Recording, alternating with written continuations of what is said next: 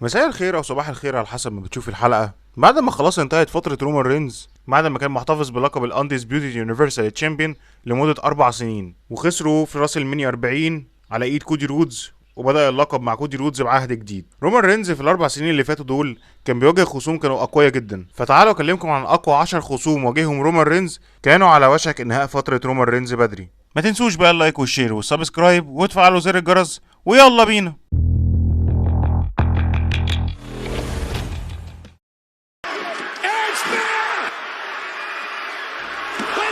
Shoulder down. Roman kicks it out. Roman Reigns, Riddle, caught him. RKO. Riddle's gonna do it. Damn it, he's gonna do it. The planet. Splash by Logan. The cover to win the Undisputed Championship. The biggest upset ever, and it will. ونبدأ برقم 10 معانا وهو لوجان بول. طبعا انتوا عارفين ان لوجان بول اصلا يوتيوبر، لكن هو اتدرب كويس جدا وبقى يعرف يلعب مصارعة ومستواه حلو مش وحش. وبالرغم من كده ان هو مثل تهديد لرومان رينز لما لعبه في كراون جول في 2022، بالرغم ان كان ساعتها كمان لوجان بول ما لعبش اصلا في مسيرته كلها ساعتها غير هما ماتشين.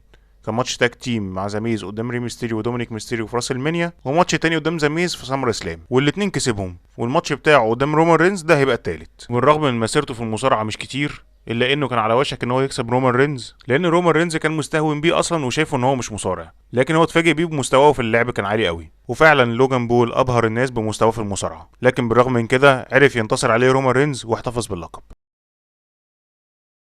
ونيجي في المركز التاسع معانا رومان رينز قدام خصومه الاتنين دانيال براين وايدج في راس المنيا 37. العداوه دي اتبنى لها بشكل كويس جدا، وهما الاتنين كانوا بيمثلوا تهديد فعلا كبير لرومان رينز، لانه ايدج فعلا اصلا مصارع كبير ومخضرم وقديم جدا في مجال المصارعه، وغير كده ان هو كسبان الرويال رامبل بتاعت 2021 واختار رومان رينز. وكذلك دانيال براين كسب الاليمينيشن تشامبر ودخل في عداوه مع رومان رينز، فكده هما هيتصدروا الحدث الرئيسي لراس المنيا. فكمان اصلا اخر بين ايفنت كان شارك فيه دانيال براين كان في راس المنيا 30، وكان ساعتها كسب الالقاب اللي هما الدبليو دبليو اي تشامبيون والورلد هيفي ويت تشامبيون مع بعض. فعملوا بناء حلو قوي جدا ثلاثه مع بعض، وكل واحد ساعتها كان ليه المبرر بتاعه هو ليه عايز يكسب اللقب. فكده رومان رينز قدام مواجهه صعبه جدا، والماتش بتاعهم بصراحه كان تقيل قوي جدا وكان جامد قوي، لكن بالرغم من ذلك قدر ينتصر عليهم رومان رينز واحتفظ باللقب. ونيجي للمركز الثامن معانا وهو كيفن اوينز. دخل في عداوه قويه جدا مع رومان رينز في الفتره اللي هي بتاعت 2020 و2021. لعبوا ماتش في عرض تي ال سي 2020، وبصراحه كان الماتش جامد جدا جدا، بس بسبب دخلات جي اوسو هي اللي خسرت كيفن اوينز الماتش وخلى رومان رينز ينتصر ويحتفظ باللقب. ولعبوا ماتش تاني اعاده كان لاست مان ستاندنج ماتش في عرض الرويال رامبل 2021، ولعبوا بصراحه بمستوى عنيف جدا، وقد ايه كيفن اوينز كان بيعافر علشان يحاول يكسب، لكن برضه بسبب تدخلات جي اوسو واللي انقذ رومان رينز في الاخر وهو بول هيمن، خلى رومان رينز يقدر يكسب كيفن اوينز ويحتفظ باللقب برضه. وان رومان رينز اصلا كسبه بصعوبه شديده جدا، لان كيفن اوينز كان خصم قوي قوي بصراحه. ونيجي لرقم 7 معانا وهو الجريتست اوف اول تايم جون سينا. ظهر جون سينا لرومان رينز في عرض ماني ان ذا بانك بعد ما رومان رينز كسب ايدج في مباراه على اللقب.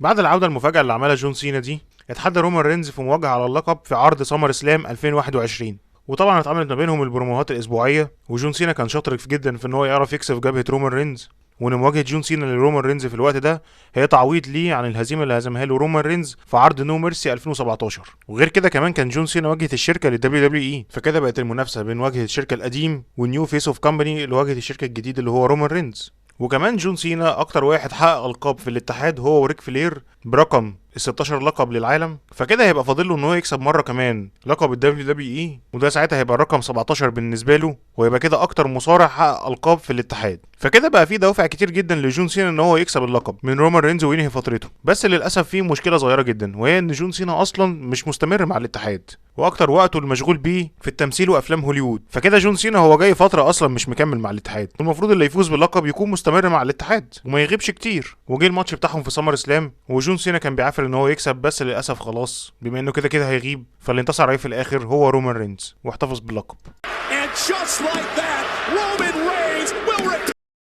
ونيجي للمركز السادس معانا وهو سيس فريكينج رولانز. سيس رولينز واحد من الخصوم الاقوياء جدا المناسبين ان هم ينهوا فتره رومان رينز، وبالذات ان هو كان صديقه لان هم كانوا مع بعض في فريق ذا شيلد وكسبوا حزام التاج تيم مع بعض، وشهرتهم في الاتحاد زادت برضه لما هم كانوا مع بعض. وطبعا انتهى امر ذا شيلد بخيانه سيس رولينز ليهم، واول حاجه عملها ضرب رومان رينز بالكرسي الحديدي على ظهره. فكده سيس رولينز هو الوحيد اللي يعرف الثغرات بتاعه رومان رينز. والمرتين اللي كسب فيهم حزام الدبليو دبليو اي تشامبيون كانوا بتثبيت رومان رينز، مره لما صرف شنطه ماني ان ذا بانك في راس المنيا وثبت رومان رينز وكسب اللقب، والمره الثانيه لما كسب رومان رينز في ماتش فردي في عرض ماني ان ذا بانك 2016 واخد منه لقب الدبليو دبليو اي. ومواجهته الاخيره لرومان رينز هتبقى في عرض الرويال رامبل 2022. وقبل ما يلعبوا الماتش البرومو بتاعهم كان دايما قايم على ذكرياتهم ايام فريق ذا شيلد، وسيس رولينز كان يقعد يقول له رومان رينز زي ما انا كنت سبب في بنائك انا برضه هبقى سبب في انهائك. ولما جه الماتش بتاعهم في عرض الرويال رامبل 2022 وبعد ما دخل رومان رينز، سيس رولينز راح داخل باغنيه فريق ذا شيلد وبلبس فريق ذا شيلد، لان هو دايما بيحب يلعب على نقطه ضعف رومان رينز. ولعبوا الماتش بتاعهم وبصراحه كان ماتش جامد جدا.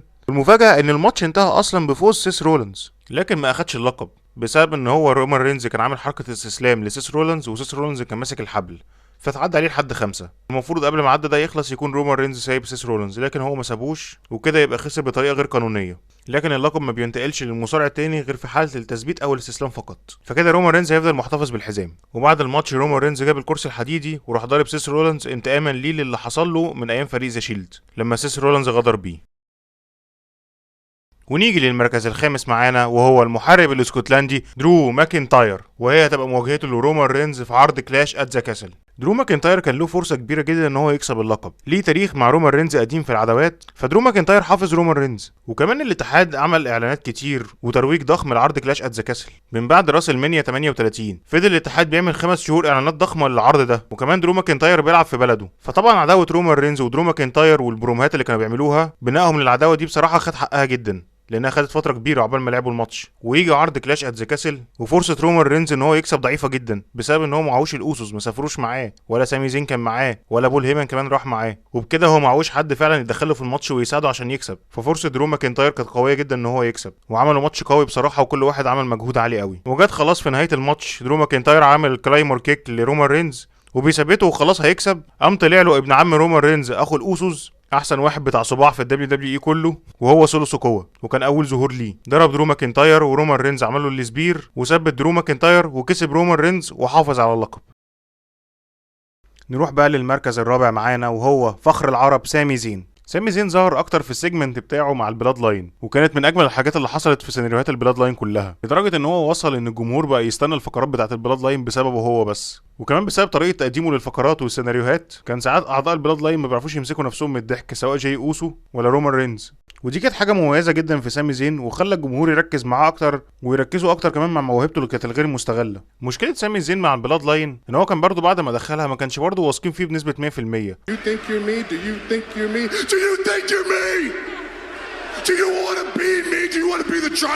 وكل شويه كان بيثبت ولاءه ليهم، وهو فعلا سامي زين ما كانش في نيته اي غدر خالص اصلا من ناحيته ليهم، ده ياما سامي زين كل ضرب بسببهم وغدر بعزا اصحابه برضه ليه عشان يثبت ولاءه ليهم. لكن كل ده ما كانش بياكل مع رومان رينز، وكل شويه يحط سامي زين في اختبار عشان يشوف ولاء سامي ليهم، لدرجه انه عمل لسامي محكمه مخصوص عشان يحاسبه فيها على اللي فات. اللي هو ايه ده؟ I give you opportunity after opportunity. I let you in my family and this is what you do.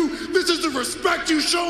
لحد ما جه الماتش بتاع رومان رينز قدام كيفن اوينز في عرض الرويال رامبل 2023، وبعد ما رومان رينز انتصر على كيفن اوينز فضل رومان رينز واعضاء البلاد لاين يضربوا في كيفن اوينز، ورومان رينز جاب الكرسي الحديدي واداه لسامي زين وقال له اضرب بيه كيفن اوينز عشان يثبت ولاءه تاني. فاللي هو سامي زين كان خلاص اتخنق وجاب اخره، هو ايه اللي كل شويه اثبات ولاء اثبات ولاء في ايه؟ وكمان كان عايزه يضرب اعز اصدقائه اللي هو كيفن اوينز، وراح سامي زين بدل ما يضرب كيفن اوينز راح ضارب رومان رينز في واحده من احلى الخيانات اللي حصلت وسط تفاعل كبير جدا من الجمهور.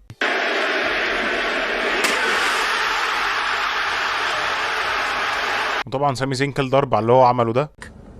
وبحبك يالا، لان ما كانش صح تعمل كده يالا، ده انا كنت يالا لما بشوفك محتاج بقف معايا يالا، ده انا كنت مديك قلبي يالا. بعدها تحددت مباراة بين رومان رينز قدام سامي زين على ال WWE Undisputed Universal Champion في عرض Elimination Chamber، وبقت كل مهمة سامي زين ان هو عايز ينتقم من رومان رينز وياخد منه الألقاب. وهي بصراحة كانت قصة مناسبة جدا لسامي زين، هو الوحيد اللي دخل البلاد لاين من بره وعارف كل حاجة فيهم، وكمان الماتش هيتلعب في مونتريال في كندا، يعني في مدينته وفي بلده، فبقى له فرصة كبيرة جدا ان هو يكسب اللقب.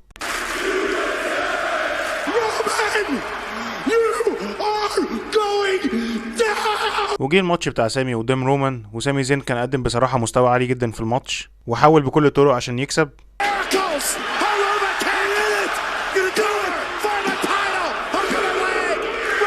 لكن بسبب التدخلات الخارجيه قدر رومان رينز يكسب ويحتفظ بالالقاب.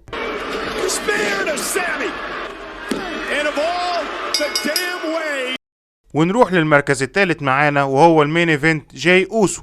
اكتر عداوه ممكن تتصدق بسبب ان جاي اوسو ورومان رينز طبعا ولاد عم، وغير كده هم اصلا متربيين مع بعض من هم صغيرين، وده طبعا باين جدا في الصور اللي هم منزلينها بان رومان رينز والاوسوس هم مع بعض في كل حاجه من وهم صغيرين. فجاي اوسو ورومان رينز يعني دم واحد وعيله واحده. ورومان رينز من بعد ما كسب اللقب كان اول خصومه هو جاي اوسو، وكانت مشكلته بينه وبين جاي اوسو ان جاي اوسو مش عايز يعترف بيه بانه زعيم القبيله، وجاي اوسو بقى شايف رومان رينز ان هو شخص استغلالي واناني.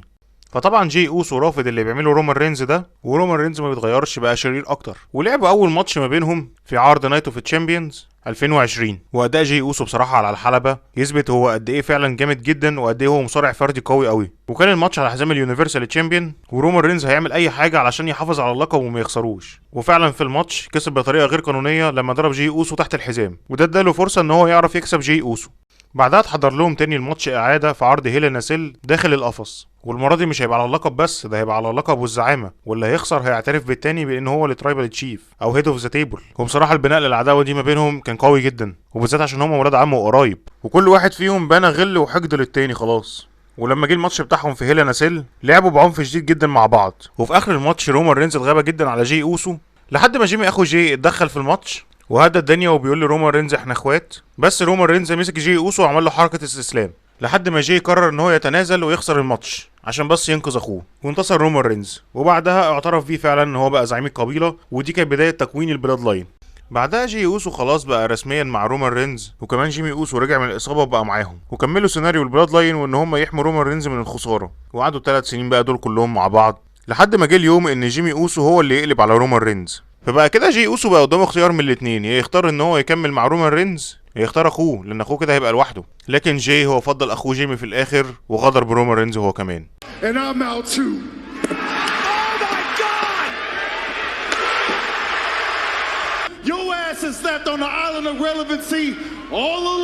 بعدها تتحدد مباراة بين الأوسوس قدام رومان رينز وسولو سوكوا، ماتش السيفيول وور في عرض ماني ان ذا بانك، واللي انتهى الماتش بخسارة سولو سوكوا ورومان رينز بعد ما جيمي اوسو ثبت رومان رينز وكسبه، وان رومان رينز اصلا ما كانش بيخسر بالتثبيت خالص من 2019. وبعد عرض ماني ان ذا بانك رومان رينز وسولو سوكوا يعملوا اصابة لجيمي اوسو، وهنا بقى جي اوسو قرر تاني ان هو يتحدى رومان رينز على الزعامة واللقب، وان هو يلعبوا ماتش ترايبال كومبات في سمر سلام. وبالفعل رومان رينز وافق وجه الماتش بتاعهم في سمر سلام. جي اوسو بيلعب بكل مستواه وكل مجهوده يتصدى لهجمات سولو سوكوا، وخلاص على وشك ان هو يكسب رومان رينز ويحقق اللقب، لكن تحصل خيانه صعبه جدا، وهنا اللي تسبب في خساره جي اوسو هو اخوه جيمي وغدر بيه، وادى فرصه لرومان رينز ان هو يكسب الماتش ويحافظ برضه على اللقب. ومن بعدها جي اوسو بقى مصارع فردي بس ملوش علاقه بالبلاد لاين. ونروح للمركز الثاني وهو الوحش بروك ليسنر، واللي رجع للدبليو دبليو اي تاني في 2021 في عرض سمر سلام، وظهر لرومان رينز واتحدى على اللقب اللي معاه واللي هو اليونيفرسال تشامبيون شيب. ورومان رينز وبروك ليسنر اصلا في بينهم تاريخ قديم في العداوات، وبصراحه الشخصيه اللي قدمها بروك ليسنر في الفتره الاخيره دي شخصيه رايقه جدا، وعارف يتكلم كويس، وعارف يقدم لك الجانب بتاع شخصيته الواقعيه. والبروموهات اللي بين رومان رينز وبروك ليسنر رايقه جدا برضه، وهم كمان في البرومو بيلعبوا على حته ان بول هيمن كان مع بروك ليسنر، ودلوقتي ولاؤه كله لرومان رينز، ورومان رينز بدا يشك في بول هيمن برضه. My tribal chief.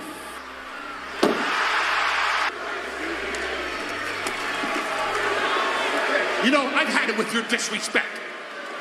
Had it. ولعبوا اول ماتش مع بعض في عرض كراون جول في 2021، بس انتهى في الاخر بفوز رومان رينز بسبب تدخلات الاوسوس. وبعدها استكملوا العداوه بتاعتهم وتحدد لهم بعد كده مباراه تانية على اللقب في عرض داي 1 2022، لكن للاسف الماتش ده ما يتمش بسبب ان رومان رينز اتصاب بكورونا قبل العرض. فالاداره دخلت بروك ليسنر في نفس الليله المباراه اللي كانت على لقب الدبليو دبليو اي، واللي هو اصلا كان ساعتها ماتش رباعي، بيج اي بيدافع عن اللقب بتاعه قدام سيس رولانز وبوبي لاشلي وكيفن اوينز، واتضاف لهم بروك ليسنر في نفس الليله طرف خامس، ودخل بروك ليسنر الماتش وانتصر في الاخر واخد لقب الدبليو دبليو اي. بعد كده اتحدد ماتش لرومان رينز وبروك ليسنر في راس المانيا، كل واحد هيلعب على اللقب، واللي هيكسب هياخد اللقبين، وهيبقى اسمه الاندسبيوتد دبليو دبليو اي يونيفرسال تشامبيون. ولعبوا الماتش بتاعهم في راس المانيا، وانتهى برضه في الاخر بفوز رومان رينز وتوحيده للالقاب.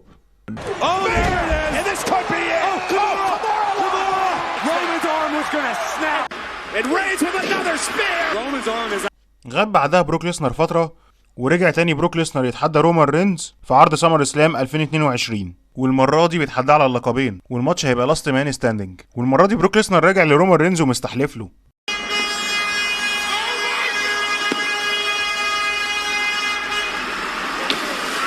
من اكتر الاوقات اللي كانت تخلي رومان رينز ان هو على وشك فعلا انه يخسر اللقبين. وجه الماتش بتاعهم في سمر سلام وحصلت فيه كميه تدخلات، وعملوا ماتش يمكن من احلى الماتشات اللي حصلت في سنه 2022. بس بكميه التدخلات اللي حصلت في الماتش بروك ليسنر برضه ما عرفش يكسب رومان رينز، وانتهى الماتش باحتفاظ رومان رينز للالقاب. ونروح بقى للمركز الاول والاخير، وهو الامريكان نايت مير كودي رودز. كودي رودز من ساعه ما رجع دبليو دبليو اي في راس المنيا 2022 وهو بيطارد حلمه وعايز يحقق حلم ابوه كمان، وهو ان يكسب لقب الدبليو دبليو اي اللي محدش خالص في عيله رودز كسبه، وبقى كل هدفه وحلمه ان هو يكسب لقب الاتحاد وينهي القصه بتاعته. وكسب الرويال رامبل 2023 وبقى مؤهل رسميا ان هو ينافس رومان رينز على القاب الدبليو دبليو اي اندسبيوتد يونيفرسال تشامبيون في راس المنيا 39. وخلاص كودي رودز بقت قدامه الفرصه ان هو يكسب رومان رينز ويحقق حلمه. At WrestleMania, I finish. Have you ever even competed for one of these? كودي رودز ما كسبش قبل كده لقب الدبليو دبليو اي، ورومان رينز قصف جبهته في الحوار ده بالذات. فكل مره كودي رودز يبقى عنده سبب قوي ان هو عايز ينهي فتره رومان رينز اصلا ويبقى هو البطل. WrestleMania, when I take those titles personally. It's not because I think I am somebody. It's because I want to be somebody. وخلاص جه الماتش بتاعهم في راس المنيا، وكودي رودز بيلعب بكل دوافعه وكل ما عنده علشان يحاول يكسب اللقب، لكن بسبب تدخل سولو سوكوا وصباع سولو سوكوا خسر كودي رودز وانتصر رومان رينز واحتفظ بالالقاب برضه. This is as real as it gets. برضه كودي رودز ما ييأسش وقرر ان هو يحاول ويعافر تاني طول السنة علشان يحاول ياخد فرصة وان هو يوصل لرومان رينز مرة تانية، وفضل طول سنة 2023 بيحارب ان هو ياخد الفرصة دي تاني، وكسب رويال رامبل للمرة التانية في مسيرته وهي رويال رامبل 2024، واختار رومان رينز ان هو ينافسه على اللقب تاني في راس المنيا، لكن يطلع له العقبة اللي تقف قدامه وهو عودة ذا روك اللي عايز يلاعب رومان رينز برضه، لكن كودي رودز ما ادلوش الفرصة وقال انا اللي كسبت الرويال رامبل ومن حق اختار، واصر برضه على اختياره لرومان رينز. فذا روك اتحول ان هو بقى عايز يمنع كودي رودز من ان هو اصلا يكسب اللقب من رومان رينز، واتحولت لعداوة شخصية، وسيس رولنز قرر ان هو يقف جنب كودي رودز ويسانده لحد ما كودي رودز يحقق حلمه ويكسب اللقب، ومحدش من بلاد لاين يقف عقبة ليه ويحميه كمان من هجمات الروك، وان الروك عايز ينتقم من كودي رودز بسبب ان هو اخد فرصته. فاتحدد ماتش ذا روك ورومان رينز قدام كودي رودز وسيس رولنز في الليله الاولى لراس المنيا 40، وفي حاله لو خسر كودي رودز وسيس رولنز يبقى الليله الثانيه اللي كودي رودز هيلاعب فيها رومان رينز على اللقب هتكون بقوانين بلاد لاين، ويقدروا يتدخلوا في الماتش في اي وقت علشان يعرفوا يساعدوا رومان رينز انه يحافظ على اللقب ويخسروا كودي رودز. ويجي الماتش بتاعهم في الليله الاولى وللاسف يخسر كودي رودز وسيس رولنز المباراه، وكده بقى رسميا مباراه كودي رودز ورومان رينز على اللقب هتبقى بقوانين البلاد لاين ويقدروا يتدخلوا في اي وقت. وتيجي الليله الثانيه ويلعب كودي رودز قدام رومان رينز، والماتش صعب وقوي جدا بالنسبه لكودي رودز، بس من غير ما نخش في تفاصيل المباراه لان الاغلب الكل عارفها بالتدخلات اللي حصلت، لكن اللي يهمنا انه في الاخر انتهى بفوز كودي رودز وانهى فتره رومان رينز وبدايه فتره جديده بعهد كودي رودز، واللي اخيرا خلاص حقق حلمه وحلم ابوه وفاز بلقب الدبليو دبليو اي، وبقى هو المصارع اللي عرف يغلب رومان رينز وياخد منه اللقب. وهرجع اقول لكم في الاخر ان رومان رينز واحد من افضل واحسن المصارعين في تاريخ المصارعه كلها عموما، وفعلا هو في الفتره دي قدر يثبت قد ايه ان هو مصارع اسطوري وقد ايه هو واحد من افضل المصارعين في العالم. وهنا انا اكون خلصت، وبكتبوا لي تحت في التعليقات مين كنتوا شايفين ان هو يستحق ان هو ينهي فتره رومان رينز وياخد منه اللقب، عايز اعرف رايكم. سلام عليكم.